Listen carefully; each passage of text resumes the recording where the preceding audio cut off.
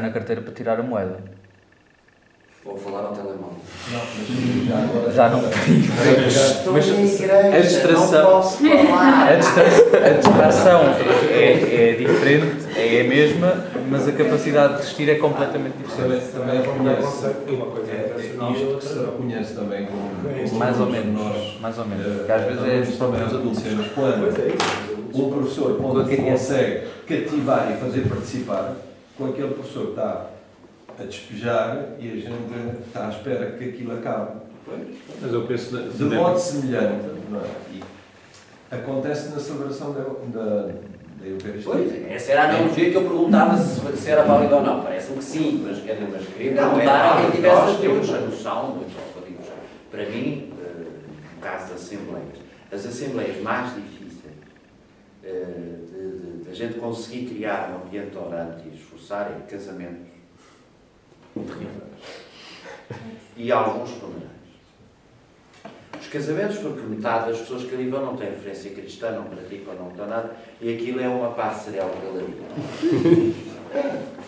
A gente vê-os entrar, elas todas produzidas, e as namoradas vão ali para a cidade mostrar o óleo, é horroroso, horroroso. Depois as noivas dão um despropósito, desde a maneira como se vestem, aquilo tudo bom. Por muito que a gente prepare os noivos, e alguns até descobrem, outros são cristãos, mas há sempre uma mágica, digamos, dos seus convidados, que são gente que não tem referência cristã, e a gente também não os pode bater, não tem culpa, ou tem culpa, mas não é para a gente malhar. E, portanto, tem que se fazer um esforço grande. Claro que envolve-se tudo, e eu não tenho razão de queixa, noto isso, partidariamente começa a ter ambiente orante.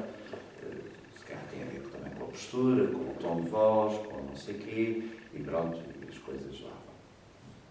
Os funerais é a mesma coisa. Vão para prestar a última homenagem, e portanto a última homenagem é fazer-se aparecer, mostrar que estão lá, e pronto. Tem é que condão, mas às vezes nessas coisas ser simples, é quando o padre entra para celebrar a missa, metade vai lá para fora fumar, e portanto já são os que não estão interessados e nem estão na missa, né? Só fica na capela aqueles que querem mesmo e tal, que à partida faz uma seleção natural. E a coisa vai.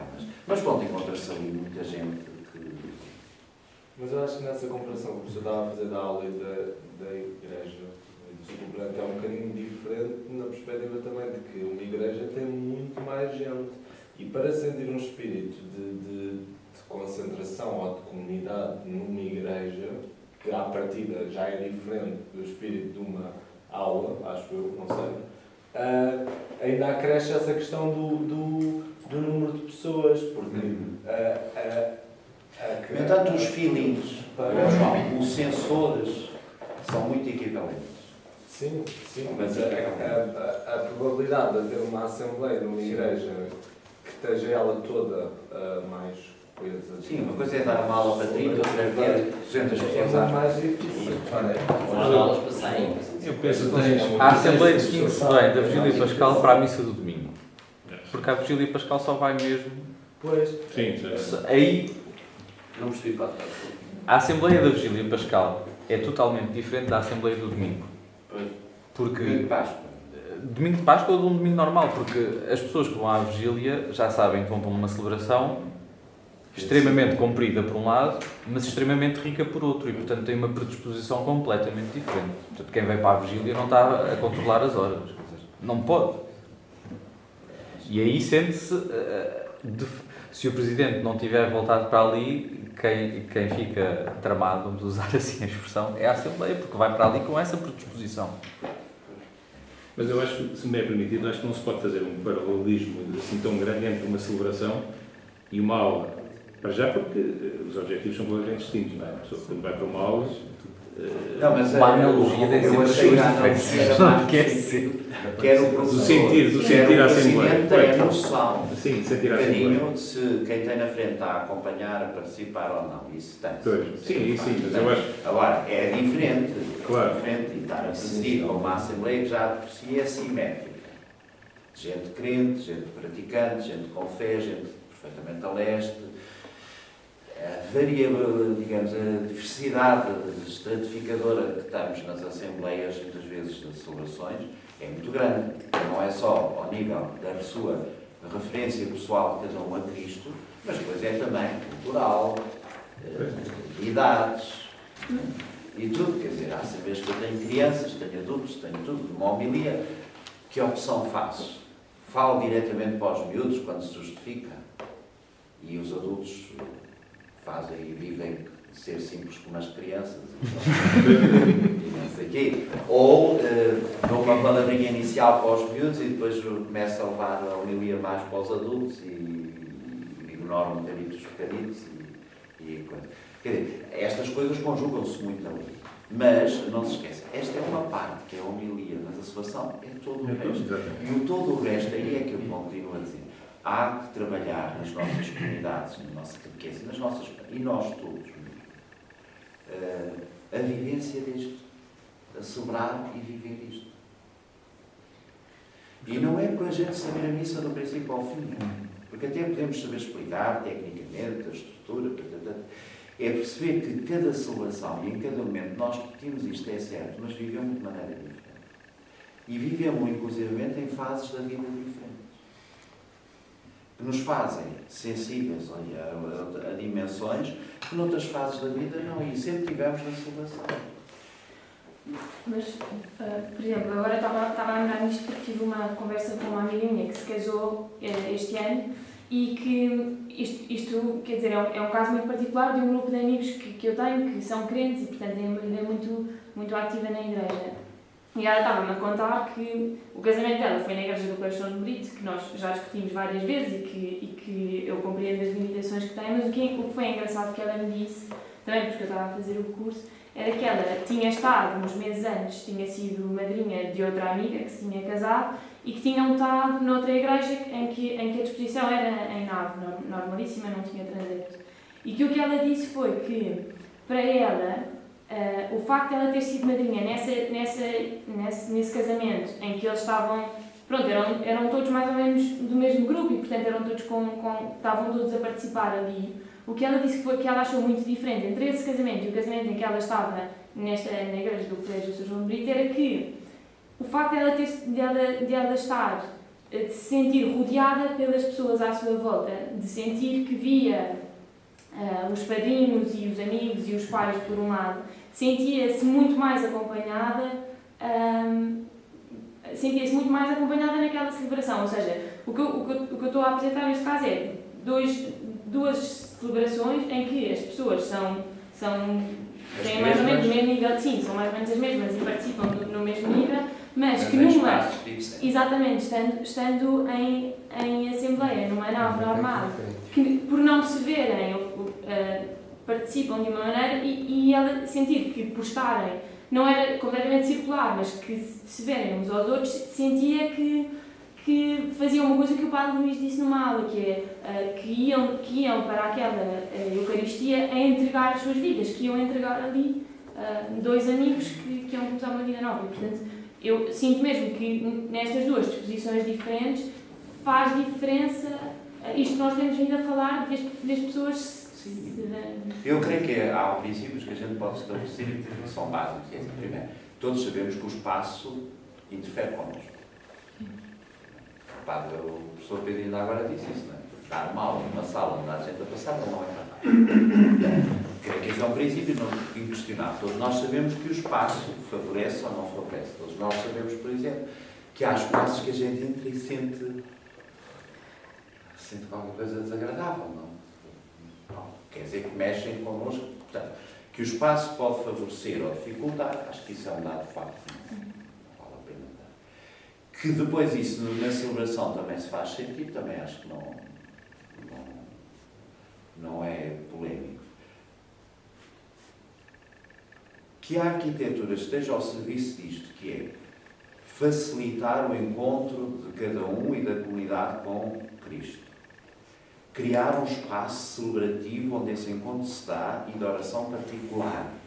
Porque não é só uma questão, quando a gente pensa num espaço celebrativo, tem que ter em conta esta dimensão também. Não é só o momento celebrativo, é o momento pós ou antes celebrativo, ou seja, onde não há celebração, mas aquele espaço continua a ser um espaço visitado e habitado para rezar, para estar em meditação, em adoração pessoal, etc, etc. Claro que, como vocês sabem, há casos onde isso facilita um bocadinho. Vejam, na Conceição, tanto quanto me apercebi, da Basílica da Santíssima Trindade, aquilo é um espaço celebrativo, primeiro de tudo. Porque depois os espaços de adoração, de contemplação, de não sei, tem as outras capelas onde isso acontece. A capela da adoração do Santíssimo. Mesmo assim com alguma dificuldade. E mesmo assim com alguma dificuldade. Mas que é pequenos? Não, com alguma dificuldade para usar. Pois. Porque está sempre gente a entrar, claro. Não é por causa disso. É o espaço. A capela da adoração perpétua, então, é uma coisa que parece um auditório, portanto é uma coisa baixíssima, assim, larga, quadrada, com teto baixo. Eu conhecia a antiga e sentia isso, havia sempre gente a entrar. Mas aí, apesar de tudo, apesar de haver gente a entrar, era muito mais a gente envolvente. apetecia rezar. Na nova, tem que fazer um acto quase de ascese muito grande para conseguir. Mas pronto, perceber que este espaço também é preciso pensá-lo, ou seja, e claro que a Igreja, enquanto tal, terá que conciliar estas duas coisas. Não criarmos naves tipo auditório. E essa é a visão extrema de para a celebração, não. Conciliar estas duas coisas. Por um lado, de facto, um espaço celebrativo, compreende as pessoas, o número, a média, porque se as pessoas percebem, é para grandes, pequenas, assim, para o momento de celebração. E para o ante e o pós de celebração, muitas vezes é adoração, é meditação, é visita ao Santíssimo, é tudo isso. E criar, conciliar isso. Não é fácil. Eu penso que há uma questão, digamos, muito antecedente em relação ao concílio e que, portanto, parece-me a mim que é o núcleo do concílio e a questão da liturgia e dos outros aspectos, inclusive depois da arquitetura, são consequências disso, que é o chamar a atenção de que a santidade não é para um grupo especial de pessoas. E, portanto, antes era considerado assim, então o grupo especial é aquele que trata do sagrado, que fica lá em cima. Nós vamos assistindo por algo. Não. O momento, digamos, de mudança do concílio foi quando lembrou que todos os cristãos, em qualquer sítio que se encontram, têm que ter testemunha de Jesus Cristo e santificar-se. E então, aí, tudo ganha uma outra dimensão. Ou seja, a participação a Eucaristia não é só para aquele grupo de pessoas que tratam do sagrado, porque eu também estou envolvido no sagrado, porque dele preciso para a minha santificação. E, portanto, quando há esta concepção, e tendo isto em vista, o arquiteto já percebe que o espaço do presbitério não é só para o grupo que trata do sagrado. Ou seja, a própria Igreja, toda ela, tem de ser, digamos, um lugar do sagrado. Um lugar que me permite ter este espaço onde eu posso reforçar esta ideia de que eu tenho que ser santo lá fora, mas eu preciso de encher as baterias ali, algumas vezes. Não só com a celebração da Eucaristia, mas com outros momentos da vida. Eu penso que essa é que foi a grande novidade do concílio e que teve as suas consequências em todos os aspectos, não só litúrgico como a descoberta do batismo e da vocação. Exatamente. De todos nós à santidade. Quer dizer, santidade e a vida em Cristo é para tudo que ele quer realizar. E isso que vai diretamente com a descoberta do mistério da encarnação como algo fundamental. Não é só... E o mistério da encarnação ligado ao mistério pascal. Vocês reparem só uma coisa. Esta relação entre nave e presbitério, ou a relação celebração pós-celebração, também não é uma coisa tão recente como isso. Vocês vejam, qual é a solução medieval para a grande nave, para a oração particular e para o Santíssimo? temos as grandes naves, mas depois percebemos muitas vezes que o próprio Santíssimo não está na nave central. Ou seja, uma coisa é o contexto da grande celebração. Outra coisa é, depois, também a oração particular, etc, etc. Vejam as capelas adjacentes, tudo aquilo que está a acontecer. E vê-se que essa relação sempre existiu.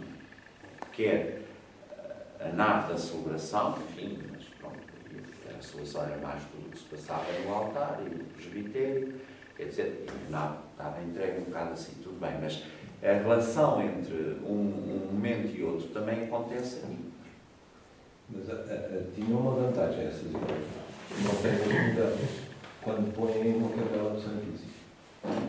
É que atualmente as igrejas que têm uma capela do Santíssimo lateral, assim mais recolhida, aquele espaço celebrativo que fica, entre aspas, às moscas, ao passo que as naves Das catedrais não estão. o retábulo, a imaginária, Sim, tudo sim, sim. nos ajudava também a rezar. Agora, a gente fica com aquele barracão, com aquela mesa que é o altar, não tem mais nada, assim, sente-se perdido. Então, Aí é todo creio que é outra dimensão que está a ser descoberta e alguns estão atentos, que é o pensar toda a iconografia dos e talvez a redescoberta da necessidade do retábulo. do retábulo, sim. Isso sim. Eu, ao nível das capelas do Santíssimo, que eu tenho visto, é um bocadinho uma concepção,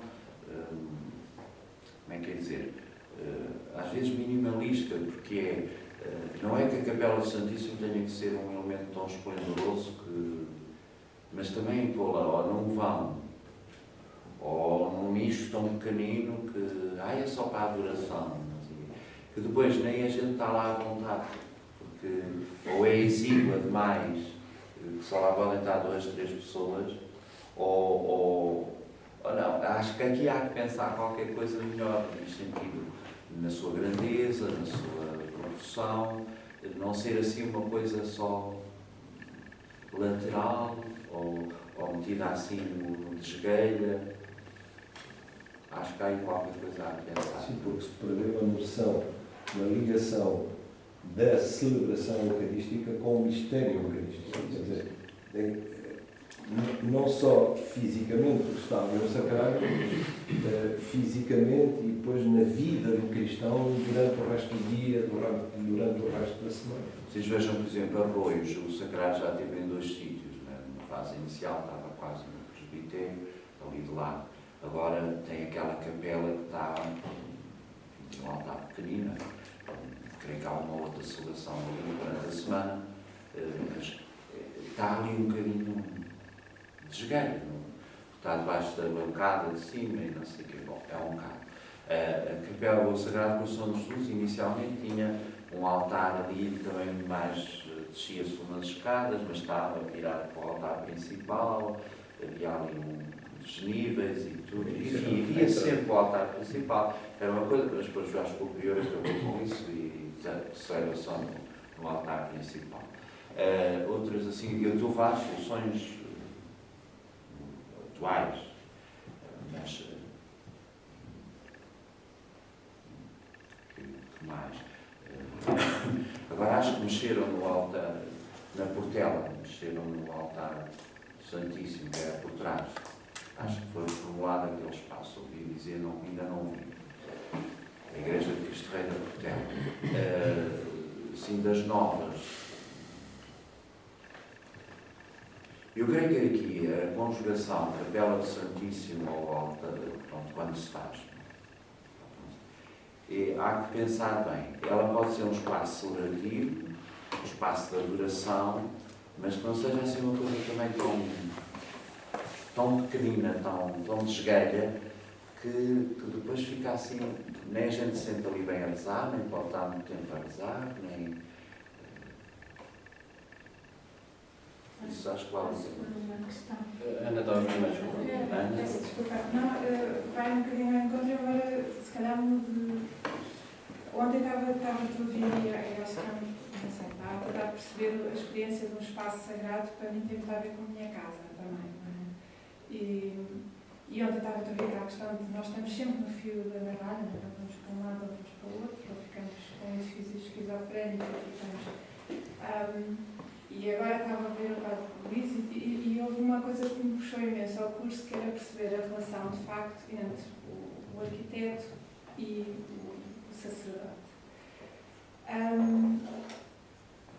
E quer dizer, e se eu me revejo completamente na posição de fio na navalha, quer dizer, percebo que a minha intervenção é num lugar sagrado, é com todas estas condicionantes, é com toda essa linguagem, é com tudo. Eu olho para o padre e vejo alguém que me diz: boa, vais estar no sítio certo. Porque se não está lá esse pai, um bocadinho como. Eu digo à minha filha: muito bem, arrumou bem o prato. E então, estava agora a ouvi-los e a pensar: bolas, então e aqueles padres que hoje em dia têm tantas capelas e tantas igrejas será que eles nos conseguem passar essa identidade? Será que eles próprios conseguem fazer essa experiência? Estão a ser formados, estão a ser orientados para ter essa experiência de lugar? Porque, quer dizer, de facto é necessário que...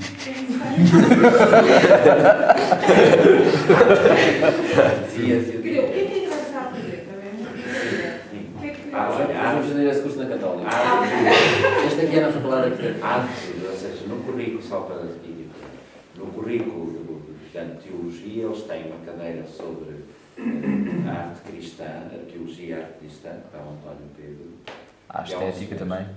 Tem uma cadeira de estética, mas aí âmbito o filosófico. programa é um bocadinho filosófico, teorias estéticas, literário, e creio que tem alguma ponte, não sei se tem um bocadinho uma ponte para a pintura, coisa do género, não sei. Tem, que eu já apanhei essa. Já apanhei. Mas como é uma cadeira que tem tido uma certa flutuação de professores, porque já deu o Carlos Silva à parte das teorias estéticas, isso era bom filosoficamente. O Tolentino prende muito pela literatura. Sim. O Padre Peter também teve essa cadeira. O António Pedro agora também partilha com essa cadeira, há umas aulas. Portanto, isto para dizer, ao nível de formação tem isto, oficialmente, tem as aulas de liturgia comigo, e eu aqui sempre posso voltar. E o ano pastoral também tem, o António Pedro também. Depois tem História da Arte. História da Arte. Depois tem, no ano pastoral, que é o último ano, tem também uma cadeira de arte, etc. Tem mais a ver com o sentido do cuidado com os elementos, a preocupação de conservação e de respeito. O Padre João Marcos também faz. Também dá uma cadeira de estética. Sobre isso tudo. Agora, se me perguntam, é evidente que isto tem muito a ver também com a sensibilidade de cada um dos alunos. Primeiro, porque muitos estão numa fase de formação novos, e isto não é mal nenhuma, a gente sabe. Quando se é aluno. Aqui não. Eles depois descobrem, mais passados uns anos, descobrem a riqueza e até querem coisa. Mas quando se é aluno, às vezes aquilo isto é preciso estudar, é preciso fazer exame, etc. Não tem às vezes esta preocupação. Até porque acho que mesmo essa relação de conhecimento ou de apoderar-se do espaço vai-se fazendo num tempo. Claro. E a vivência do espaço. Vem cá, interfere, faz tudo que eu vou, mas sim. Quem é que está... Outra coisa é eles próprios fazerem a experiência do espaço. Eu cheguei a uma comunidade em que eu olho para aquele espaço e fico... Mas depois presinto que a comunidade de lá tem um amor que eu tenho que respeitar, não é? Sim. Mas isso tem a ver com aquilo que eu dizia ao professor Pedro, que é a gente habitua-se a conviver com um determinado espaço. E a sua resposta é sempre a mesma, há truque de quê, não é? Portanto, mas é que... Sim, mas o padre não é? O padre também se habitua. Eu tenho que conviver que tenho uma igreja que parece um aquário e tenho que celebrar nele. Podes ser sensibilizado no sentido de olhar para o teu espaço e perceber tu. Eu olho para aquele espaço e digo, isto parece uma piscina. Todas as vezes que lá entro, mas eu tenho que celebrar. E ao fim de alguns anos, se calhar, na piscina. E que é preciso superar um certo déficit cultural a este nível, é preciso. É preciso superar, eu reconheço mesmo nós, não coisa, quer dizer, pronto, na fase de formação, às vezes eles estão muito preocupados com acabar, com a ordenação, por muito que a gente os faça sensível a certas coisas, mas não é coisa que eles valorizam mesmo. Passado um tempo, eu acho que começam a ter outra sensibilidade e aí há qualquer coisa que se pode fazer. Mas também tem a ver com a experiência artística, estética de cada um deles. E aí a coisa muda muito. De pessoa para pessoa. Muda muito. Quer dizer, a gente tem que ser realistas. Há se calhar vários que não vão numa exposição, não vão experienciar no espaço, não vão. Não é também pela falta dessa compreensão desse chamamento universal, porque depois continua a ter um bocadinho aquela ideia um bocado clerical. Bem, eu tenho que fazer a igreja ao meu jeito. E, portanto, se é ao meu jeito, eu acho que deve ter isto, aquilo, aquilo outro, são capazes de tirar aquilo que é o antigo, como fizeram alguns, e desbaratam tudo. Não é? Agora, quando a pessoa percebeu bem que esse chamamento à santidade do batismo é algo que me envolve a mim como aquele que serve os irmãos para que eles também, e portanto dar-lhes os meios para eles poderem crescer na santidade, e portanto é um servo dos irmãos, não é um que manda nos irmãos, as coisas mudam um bocado. Mudam, claro que sim, é o que eu digo. E aqui há um fator que eu acho que é a diocese que funciona bem, na nossa deve estar em formulação, e esperemos que a vir para melhor, que é evidente que nem todos os padres têm uma formação estética, arquitetónica, sensibilidade, mas há o serviço diocesano que está para os apoiar e que deve emitir parecer, e etc. Há dioceses onde isso funciona muito bem. Então, o serviço montado, as pessoas e os padres procuram, não? E, portanto, bom, às vezes eu não tenho jeito para isto, eu não sei muito bem, nunca fiz uma tal coisa, portanto, deixam-se rodear de pessoas que coisa. Há outras dioceses onde não, quer dizer, por vários motivos não devem aparecer, etc, não interessa. Nós, neste momento, o serviço está em formulação. Com o que eu perguntei é que há uma visão nova que poderá ser implementada, que está em gestação, mas que implicará. E o Secretariado Nacional da Liturgia não pensa também fazer um apoio nacional, digamos, como Conferência Episcopal? Já se falávamos muito nisso, já houve uma semana de liturgia só sobre a arte.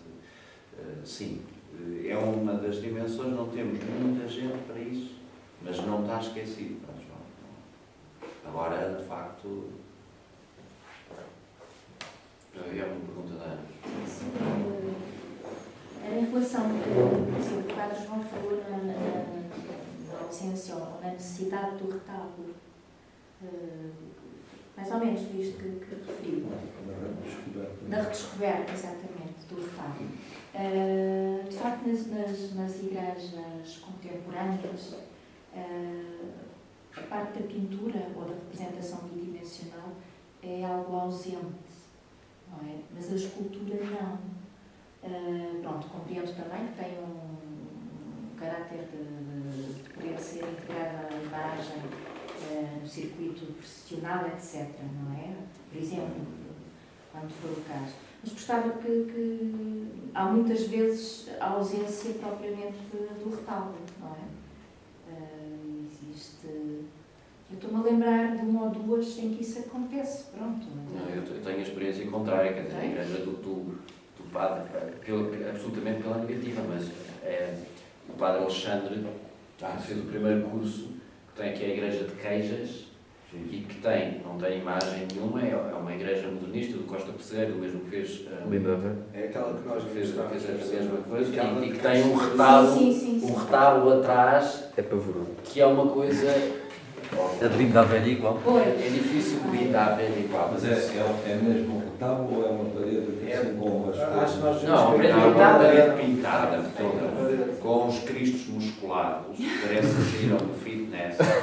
E com umas caras disformes, Umas as coisas coisas perfeitamente Mas osciladas. é isso que chama Linda a Velha é um... Não. Eu pergunto agora, eu Não, faço de ignorante, é isso que se chama Não. Quer dizer, estava só a falar da pintura atrás do altar, não é propriamente isso. Não, isso foi. Há que descobrir um pouco e integrar. Eu creio que passou-se de uma fase em que, uma fase inicial, era potenciar o altar, a centralidade, etc. E, portanto, não criar elementos dispersados. E, portanto, muita coisa. Portanto, deu uma fase exagerada disso e, portanto, houve como que uma pilhagem nas igrejas e tirou-se tudo. Há uma atualidade que eu acho que se está a descobrir aquilo que é o plano iconográfico do templo. Pode ter retábulo, pode ter estatuária, pode ter outro tipo de coisas. Agora, é preciso pensá-lo integrado. Neste sentido, uma unidade estética, teológica, primeiro de tudo, e perceber se estamos numa igreja dedicada a um santo contemporâneo, pintura ou retalhos poderão ter a ver com a vida dele, etc. Coisas do género. Embora haja, e digamos, há depois todo um conjunto de imagens, ou pintadas, ou estatuárias, etc., que fazem parte um bocadinho da nossa multividência cristã e católica. E, portanto, também não podemos despojar completamente as igrejas. Por exemplo, em Portugal é muito, muito forte a presença da imagem de Nosso Senhor de Fátima. Quer dizer, não vale a pena estar a dizer não. Como é muito forte, e no mundo, que é das coisas que mais me impressiona, é a imagem de Santo António. Vocês vão pelo mundo fora e as igrejas mais dispares têm imagens de Santo António de grande devoção. A mim foi-me informado um italiano franciscano que Santo António é considerado estatisticamente o santo mais popular do mundo, logo imediatamente a seguir a Nossa Senhora, que é mais popular do que a própria imagem do Menino Jesus. Sim. E eu acho que o próprio Santo As igrejas todas, mesmo as coisas.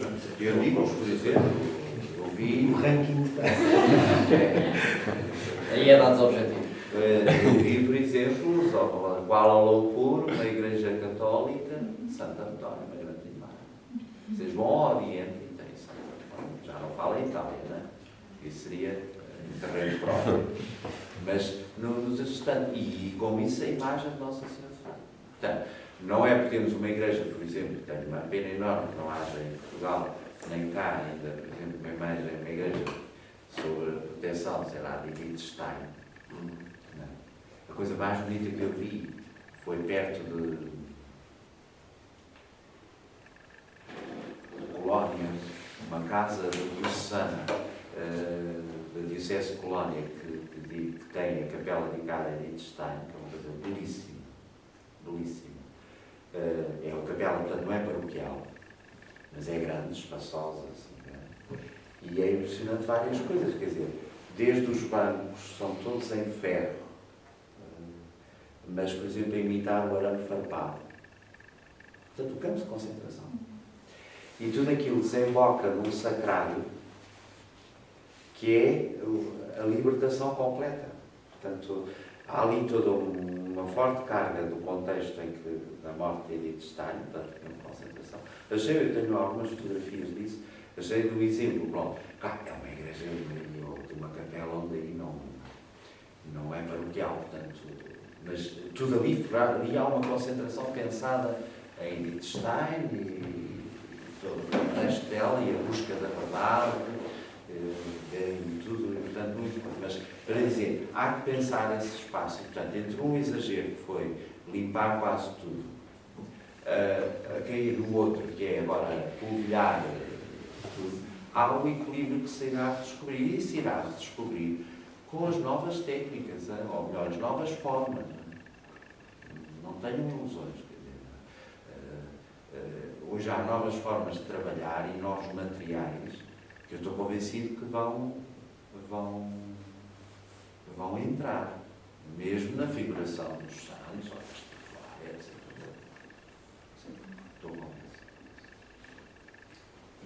E acho que sim, que é um trabalho a avançar. Quer dizer, falta um livro, já passou da mão. O Padre Luís, afinal, ficou um bocado. É porque aquele telefonema é que quem tinha IAC, que era o Cónigo Luís Alberto, por causa do corpo de Deus, já lá estava. E eu disse, então a gente combinou ao meio-dia, não é? Disse eu. E ele disse, eu depois telefonei ao sacristão e disse, abre-lhe as portas, ele vai ver o que precisa, porque ele sabe. Não, é porque eu não quis responder à pergunta da Teresa, mas acho que é pertinente. Quer dizer, que esta é ontem, e a questão que o Jorge tinha levantado nas intervenções sobre igrejas pré-existentes, de favorecer ou não favorecer a liturgia em função da pré-existência. E aquilo que eu defendi é que era preferível não favorecer a liturgia, porque se se vai criar um espaço em que há um enaltecimento de uma liturgia moderna, sobretudo com os novos elementos, isso pode entrar em conflito com, não necessariamente, mas pode entrar em conflito com a pré-existência e nós ficarmos ali com um espaço cacofónico que é uma cultura, que é um problema da cultura. Sendo que se devem fazer todos os esforços para se evitar a musealização, ou seja, a conservação do edifício de per si, sem se fazer qualquer esforço de adaptação. Tanto mais que, foi aquilo que eu disse ontem, que a cultura católica é uma cultura inclusiva e, portanto, não há propriamente culturas, e, portanto, o Vaticano II não vem introduzir nenhuma cultura fundamental para estabelecer uma continuidade. Agora, eu percebo a experiência da sua amiga. Por causa, tu disseste que ela se sentia acompanhada. A minha pergunta, quando disseste isso, depois tu disseste, mas era só para clarificar, para além de se sentir acompanhada, favoreceu a experiência da celebração em si? Sim, a expressão que ela me disse mesmo foi que ela... Favorecer só o sentir-se acompanhada Não, o que ela disse, não é o mais importante. E isto foi tipo no almoço, estavam vários, inclusive um dos padres que tinha celebrado o casamento deles, foi que se sentia que estes amigos iam em comunidade entregar a vida deles e, portanto, quer dizer, que sentia que a própria comunidade se sentia responsável por aquele casal que estava ali e, portanto, todos juntos participavam, quer dizer, sentiam-se participantes naquela... Pois, eu acho que esse é o exemplo de que o espaço facilita ou pode dificultar. E isso determina. Claro que no caso da sua amiga há ali dois contextos diferentes. É que num ela é madrinha, no outro é noiva. Pois, não, claro.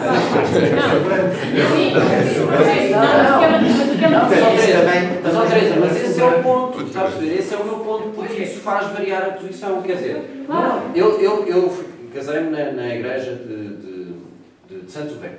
Na igreja de Santo Velho eu tenho uma ábside assim, e depois tenho uma grande nave que tem aqui uma teia, ou que tinha aqui uma teia, e eu estava estava ali à frente, completamente sozinho, com a minha noiva, não estava mal acompanhado, mas estava à frente do altar, ali assim. E tinha a órgão à direita, não? Já tinha a órgão à direita? Não. Agora já está. Tinha, porque tinha convidado o Sr. António Reis Rodrigues, que não estava a presidir, e portanto tinha aqui o Sr. António Reis Rodrigues, e portanto eu girava o meu olhar entre o Sr. António Reis Rodrigues e o Pai do Céu, que estava a celebrar, não é? Mas de facto, estava completamente isolado aqui à frente e não tinha nada no meu campo de visão. E essa experiência de acompanhamento não a tinha, não é? Agora, as pessoas que estavam aqui atrás, tinham uma perspectiva em que viam isto tudo e sentiam estas pessoas que acompanhavam toda a celebração. Portanto, os noivos, de facto, sentiam-se sozinhos, mas as pessoas que estavam na Assembleia tinham uma vista global de todo o espaço e o sacerdote que presidia tinha outra vez uma vista global de todo o espaço. Agora, aqui, os noivos estão aqui e, portanto, de facto, sob esse ponto de vista da participação, eles olham e veem esta coisa toda e sentem essa participação. Agora, as pessoas que estão aqui, ou as pessoas que estão aqui, ou as pessoas que estão aqui, estão num espaço. Eu gosto desta disposição, entendam-me. A minha objeção é, estas pessoas que estão aqui são distraídas pelo facto de Ana do São João de Brito ter aqui uma capela mora qualquer e ter aqui uma porta qualquer e esta disposição ser a mas isso eu não contesto, portanto que é um docente de costas para o antigo altar. Exatamente. é a melhor posição para se estar, mas não sei, mesmo assim vê-se a porta, não é? Portanto, não há dúvida nenhuma, portanto, é preciso, mas estas perguntas são interessantes porque a gente tem que se dar ao trabalho de analisar bem as coisas, não há uma questão de opiniões. Esta questão de haver opiniões é uma coisa que me irrita, sempre me irritou. E, portanto, ou há um que tem razão ou há outro que não tem razão. Se há dois pontos de vista que aparentemente parecem antagónicos, ou um é estúpido, ou então não são antagónicos. E, portanto, há alguma razão que survém isso. E, portanto, esta disposição, de facto, tem a ver exatamente com eu ver o perfil da pessoa aqui assim e ver o outro perfil da pessoa. Esta posição, quer dizer, eu lembro-me de quando me aproximei do altar e de subir as escadas, etc., também pela circunstância, etc., mas quer dizer, está-se sozinho, é uma decisão pesada, não é? Agora, e aqui a situação é muito mais confortável. É por causa do espaço e sempre. Mas eu ia ver aquela situação onde tu te viste acaba por revelar muito mais a verdade do momento, não é? No sentido em que são todos participantes, mas de facto. Quer dizer, eu lembro-me de olhar para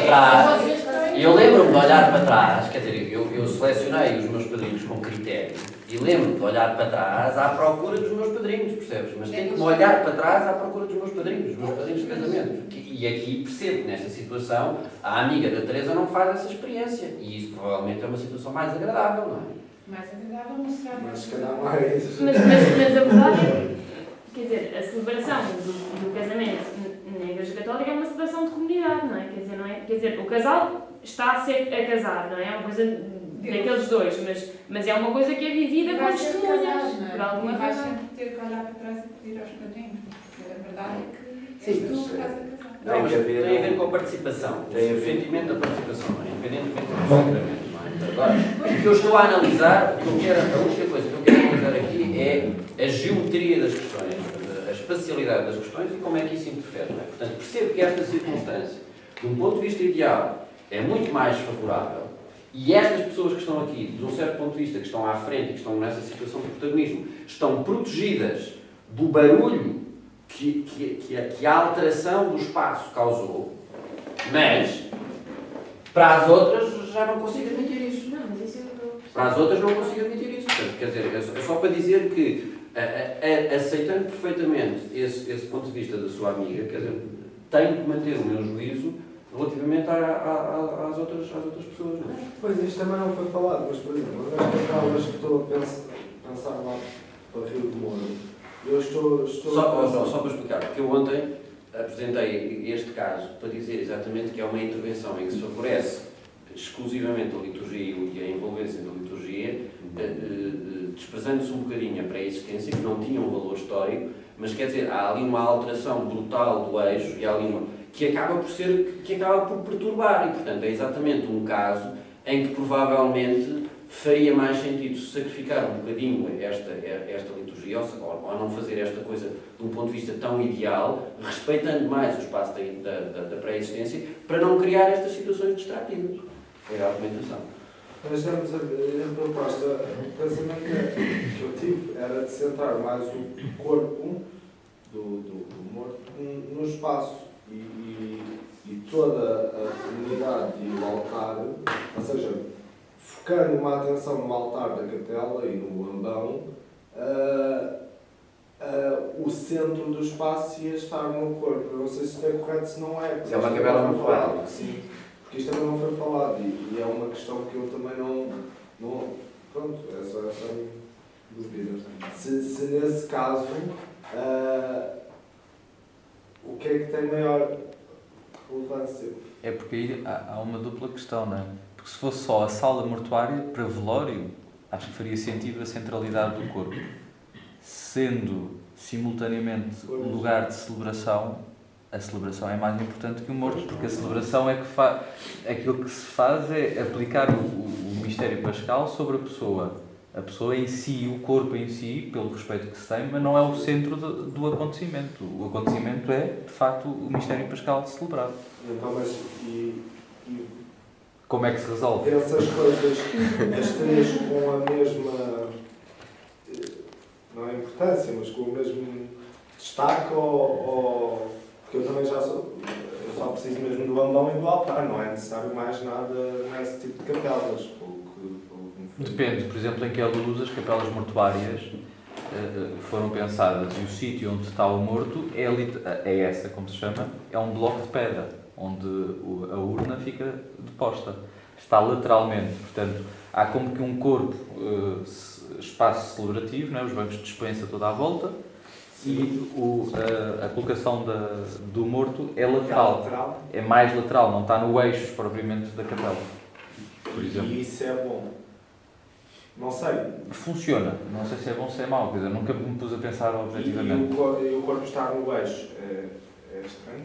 Não, habitualmente é como é posto. Habitualmente é como é posto. Aliás, o Sr. Patriarca agora na Sé estava ao centro. Quer dizer, é o que eu tenho nas minhas memórias, é isso. E depois há um destaque do altar, não é? Mas a comunidade e tudo gira em torno do corpo. E era isso que eu não sei se é correto, se não é. Não sei avaliar. Não tem. O tradicional, de facto, do eixo. Mas haver sempre um destaque do altar e do ambão. Sim, se é também um lugar. Sim. Pronto, agora, por exemplo, não é forçoso que o altar de uma capela dita mortuária seja uma coisa enorme. Sim. Pois, isso também. Que é que há de ter que ser retangular. As dimensões podem ser mais. Isso eu também questiono, porque eu tenho um já acho que a ideia de perceber que espaço é que temos para criar uma proporcionalidade harmónica. Sim, mas ou seja, o altar tem que continuar a ter uma presença significativa, a dimensão dele não é ser. Porque imagina, eu também estou a pensar o ambão, mas o ambão normalmente numa igreja não é uma coisa muito grande. Mas já agora, João, desculpa lá. O ambão tem que ter as dimensões mínimas que são aquelas proporcionais para se estar a ler e ter. Agora, o altar assume, à partida numa igreja, assume normalmente uma presença muito maior devido à escala que tem relativamente até ao ambão. Neste caso, se eu diminuir a altura do altar, acabo por ter um ambão, não há um destaque entre os dois objetos. João, desculpa. Nesse lugar, no espaço da capela mortuária, a presidência não é de sumenos importância. Porquê? Porque nem sempre tem celebração da Eucaristia e o acontecimento acaba mais por ser presidencial ou da cadeira ou do ambão do que no altar, por exemplo. Não percebi. Há muitos funerais que não têm Eucaristia, têm só a celebração da palavra. Portanto, a expressão presidencial acaba por ter muito mais relevância do que propriamente o altar. E o ambão, naturalmente, por causa da proclamação da palavra. Por exemplo, em Loures fizeram as capelas e esqueceram-se do sítio onde o sacerdote se senta e onde é que havia de ficar, porque aquilo malucos. Fica só por responder o que é que o Padre João entende por retábulo. Essa pergunta é minha. Eu é que faço essa pergunta aos arquitetos. Não, mas eu acho que as palavras são pertinentes conforme o uso. Portanto, explique-nos lá o que é isso. Quer dizer, não demos o devido, depois da sua objeção, percebido? Que não, eu, pelo menos, não dei o devido valor à sua observação de que era preciso repensar um bocadinho a importância do retábulo. Portanto, o que é que entende por retábulo e porquê é que nos diz isso? Não, quer dizer, o retábulo, o que é? O retábulo é o trono? Não. Dê-me um exemplo. Retábulos que têm trono. Dê-me um exemplo de uma situação em que há um retábulo. É um prolongamento do altar. É esse fundo preenchido com algo. Como na estrela, que tem aquele quadro